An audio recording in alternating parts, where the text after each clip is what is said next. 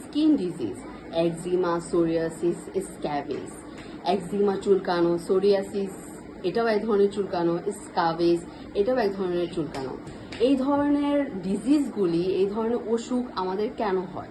সাধারণত আমাদের এই ধরনের অসুখ এই জন্যই হয়, আমাদের স্কিন যে ব্যারিয়ারটা এটা হচ্ছে দুর্বল হয়ে যায়। তখন এই জায়গাটাতে ইনফ্লামেশন হয় এবং তখন আমাদের অস্বস্তি লাগে, বিরক্ত লাগে। সারাক্ষণ চুলকাতে কার ভালো লাগে? তাহলে এই জন্য আমরা করবো কি?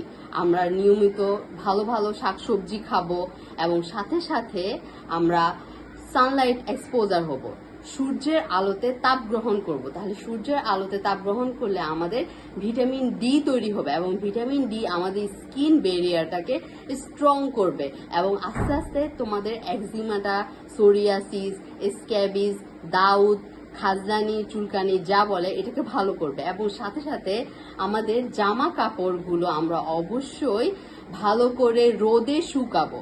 এভাবে ডিটারজেন্ট দিয়ে ভালো করে নাও হতে পারে, ব্যাকটেরিয়া এগুলি নাও যেতে পারে, কিন্তু সূর্যের আলো এগুলি খুবই ভালোভাবে যাবে।